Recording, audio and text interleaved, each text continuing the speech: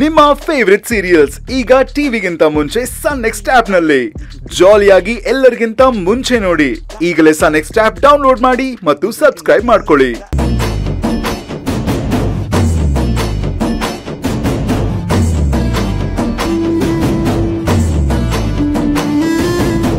ಒಂದೇ ದಿನಕ್ಕೆ ಇಷ್ಟೊಂದು ಸರ್ಪ್ರೈಸ್ ಕೊಟ್ರೆ ಹೇಗಪ್ಪ ತಡ್ಕೊಳ್ಳೋದು?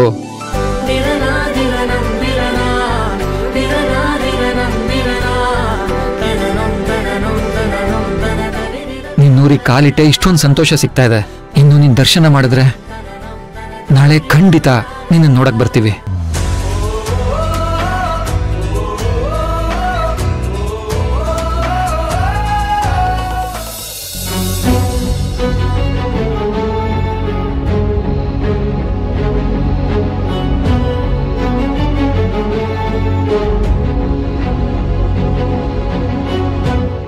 ಡ್ಯಾಡ್,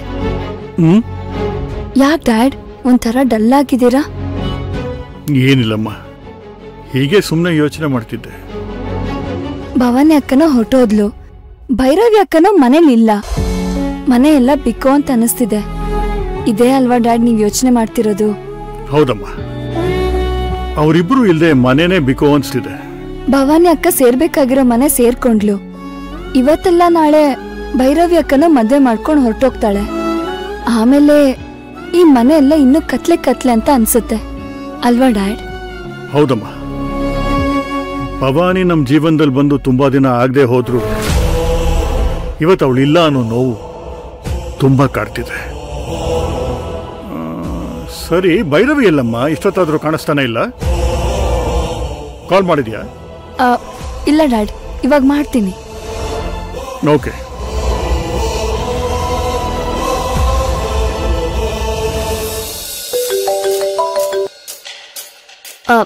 ಹಾ ಜಾನು. ಹಲೋ ಅಕ್ಕ, ಎಲ್ಲಿದ್ಯಾ? ಹೊರಟ್ಯಾ? ಇಲ್ಲ ಜಾನು, ನಾನಿವತ್ ಬರಲ್ಲ, ಬೆಳಿಗ್ಗೆ ಬರ್ತೀನಿ. ಬೆಳಗ್ಗೆನಾ? ಹೌದು. ಅದ್ ಸರಿ, ಡ್ಯಾಡ್ ಎಲ್ಲಿದ್ದಾರೆ? ಸ್ವಲ್ಪ ಫೋನ್ ಕೊಡು ಅವ್ರಿಗೆ. ಹಾಗ ಕೊಟ್ಟೆ, ತಗೊಳ್ಳಿ ಡ್ಯಾಡ್. ಭೈರವಿ ಡ್ಯಾಡ್, ನಾನು ಅವಾಗ್ಲಿಂದ ನಿಮಗ್ ಕಾಲ್ ಮಾಡ್ತಾನೆ ಇದ್ದೀನಿ, ನೀವ್ ಯಾಕೆ ಕಾಲ್ ರಿಸೀವ್ ಮಾಡ್ತಿಲ್ಲ? ಇಲ್ಲಮ್ಮ, ಫೋನ್ ಚಾರ್ಜ್ ಹಾಕಿದ್ದೆ, ಊಟ ಮಾಡ್ಕೊಂಡು ಹಾಗೆ ಲಿವಿಂಗ್ ರೂಮ್ ಅಲ್ಲಿ ಕೂತಿದ್ದೀನಿ. ಭೈರವಿ, ಕಾನ್ಫರೆನ್ಸ್ ಎಲ್ಲ ಚೆನ್ನಾಗಿ ಮುಗೀತಮ್ಮ? ಲೇಟ್ ಆಯ್ತಾ? ಇಲ್ಲ ಡ್ಯಾಡ್, ಬೇಗನೆ ಮುಗೀತು. ಆದ್ರೆ ಡ್ರೈವರಿಗೆ ಹುಷಾರಿರ್ಲಿಲ್ಲ. ಅವ್ರಿಗೆ ಹಾಸ್ಪಿಟಲ್ಗೆ ಹೋಗಿ ರೆಸ್ಟ್ ಮಾಡಿ ಅಂತ ಹೇಳಿ ನಾನ್ ವಿರಾಟ್ ಜೊತೆ ಬಂದೆ.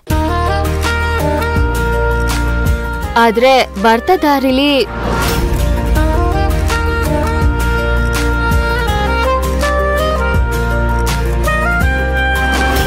ಇಟ್ಸ್ ಓಕೆ, ಆರಾಮಾಗಿದ್ದು ನಾಳೆನೆ ಬಾ. ಏನು ಪ್ರಾಬ್ಲಮ್ ಇಲ್ಲ ತಾನೆ? I you comfortable? ಹಾ ಡ್ಯಾಡ್, ಏನು ತೊಂದ್ರೆ ಇಲ್ಲ. ತುಂಬಾ ಅಂದ್ರೆ ತುಂಬಾ ಒಳ್ಳೆ ಜನ, ತುಂಬಾ ಪ್ರೀತಿಯಿಂದ ನೋಡ್ಕೋತಾ ಇದ್ದಾರೆ. ಸರಿಮಾ, ಟೇಕ್ ಕೇರ್. Good night.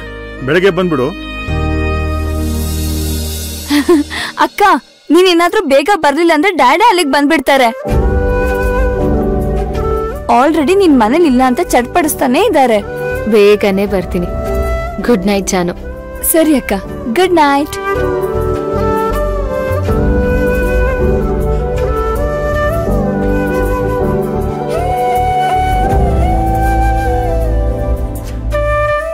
ನೀವ್ಯಾಕೆ ಇಲ್ಲಿ ನಿಂತಿದ್ದೀರಾ? ನೀವೊಬ್ಬರೇ ನಿಂತಿದ್ರಲ್ವಾ, ಅದಕ್ಕೆ ಬಂದೆ. ಡ್ಯಾಡಿ ಕಾಲ್ ಮಾಡಿದ್ದೆ, ಮಾತಾಡ್ತಾ ಇದ್ದೆ. ಏನಾದ್ರೂ ಹೇಳದಿತ್ತಾ? ಇಲ್ಲ ಅಂದ್ರೆ ನಾನು ಹೋಗಿ ಮಲ್ಕೋತೀನಿ. ಒಂದ್ ವಿಷಯ ಹೇಳ್ಬೇಕಿತ್ತು. ಅಯ್ಯೋ, ಮತ್ತೆ ಏನಾದ್ರೂ ಪ್ರಪೋಸ್ ಮಾಡ್ತಿದಾರಾ? ಏನೋ, ಏನ್ ಹೇಳ್ಬೇಕಿತ್ತು? Good night. ಅಷ್ಟೇನಾ? ಯಾಕೆ, ಇನ್ನೇನಾದ್ರೂ ಎಕ್ಸ್ಪೆಕ್ಟ್ ಮಾಡಿದ್ರಾ? ನೋನೋ, ಡ್ರೈವರ್ ಹತ್ರ ನಾನೇನ್ ಎಕ್ಸ್ಪೆಕ್ಟ್ ಮಾಡ್ಲಿ?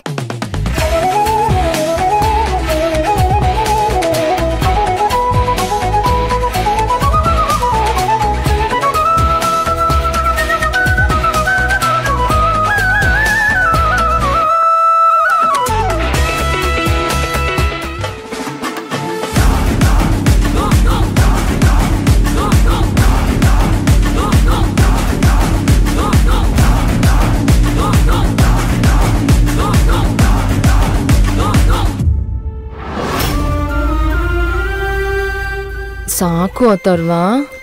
ಏನ್ ಭವಾನಿ ಇದು, ಜಸ್ಟ್ 2 ರೌಂಡ್ ಆಯ್ತು, ಇನ್ನೂ 1-2 ರೌಂಡ್ ನಡಿ.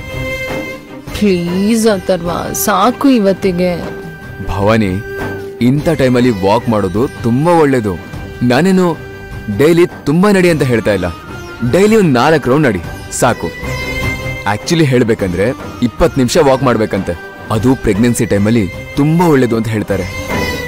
ಪ್ರೆಗ್ನೆನ್ಸಿ ಟೈಮಲ್ಲಿ ಆಗೋ ಆತಂಕ, ಸ್ಟ್ರೆಸ್ಸು ಎಲ್ಲ ಕಮ್ಮಿ ಆಗತ್ತೆ. ಹಾಗೆ ಹಾರ್ಟ್ಗೂ ಒಳ್ಳೇದು. ಅಬ್ಬಪ್ಪ ಅಥರ್ವಾ, ಇದನ್ನೆಲ್ಲ ಯಾವಾಗ ತಿಳ್ಕೊಂಡೆ ನೀನು? ಇದನ್ನೆಲ್ಲ ನಿನ್ ಮನೆಗ್ ಬಂದಾಗ್ಲೇ ತಿಳ್ಕೊಂಡೆ.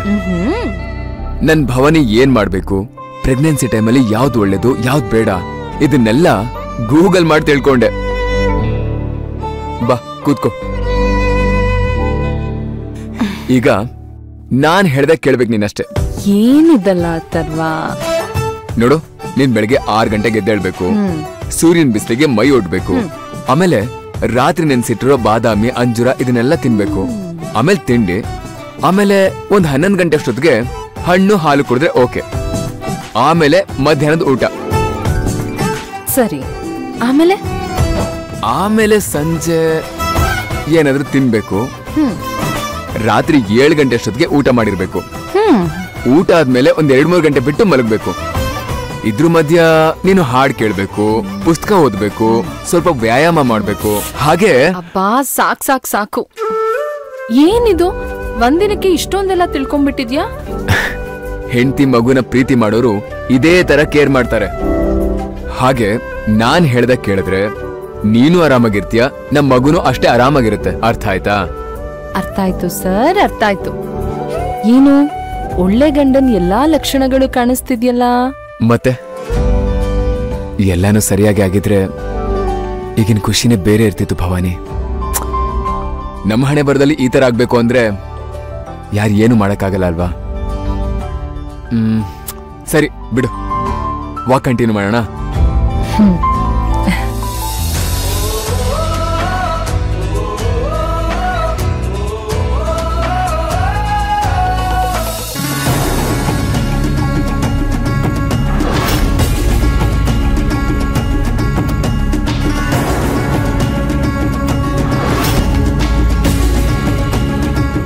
ನೋಡಿ ಹೇಗ್ ಖುಷಿಯಾಗಿ ಓಡಾಡ್ತಾ ಇದಾರೆ ಅಂತ.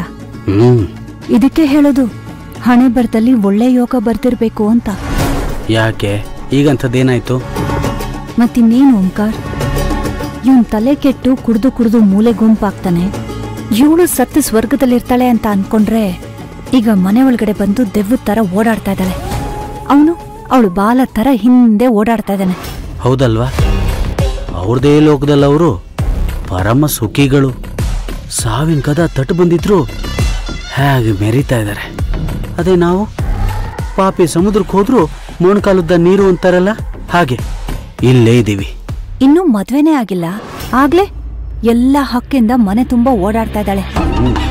ಇದನ್ನೆಲ್ಲ ನೋಡ್ತಾ ಇದ್ರೆ ನನಗಂತೂ ಕೆಟ್ಟು ಕೋಪ ಬರ್ತಾ ಇದೆ. ಇನ್ನು ಈ ಕಣ್ಣಿಂದ ಏನೆಲ್ಲ ನೋಡ್ಬೇಕು? ಏನ್ ಮಾಡಕ್ಕಾಗತ್ತೆ? ಅಲ್ಪನ್ಗೆ ಐಶ್ವರ್ಯ ಬಂದ್ರೆ ಅರ್ಧ ರಾತ್ರಿ ಕೊಡೆ ಹಿಡಿದ್ರು ಅಂತಾರಲ್ಲ, ಹಾಗೆ ಇವಳು ಕತೆ. Middle class ಫ್ಯಾಮಿಲಿನಲ್ಲಿದ್ಲು,